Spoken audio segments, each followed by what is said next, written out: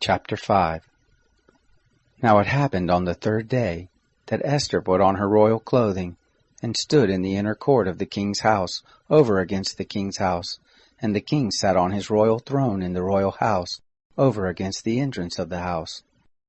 It happened, when the king saw Esther the queen standing in the court, that she obtained favor in his sight, and the king held out to Esther the golden scepter that was in his hand. So Esther drew near and touched the top of the scepter. Then the king said to her, "What do you want, Queen Esther, and what is your request? It shall be given you even to the half of the kingdom." Esther said, "If it seems good to the king, let the king and Haman come this day to the banquet that I prepared for him." Then the king said, "Cause Haman to make haste, that it may be done as Esther has said." So the king and Haman came to the banquet that Esther had prepared. The king said to Esther at the banquet of wine, "What is your petition? And it shall be granted you. And what is your request? Even to the half of the kingdom it shall be performed."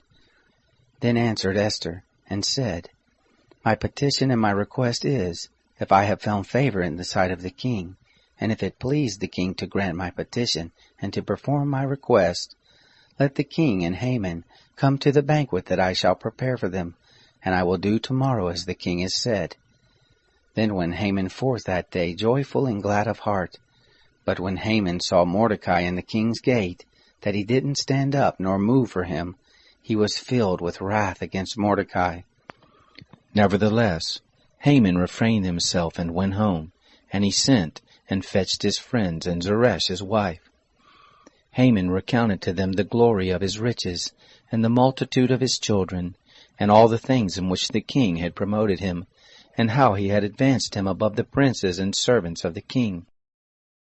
Haman said, moreover, "Yes, Esther the queen, let no man come in with the king to the banquet that she had prepared but myself, and tomorrow also I am invited by her together with the king.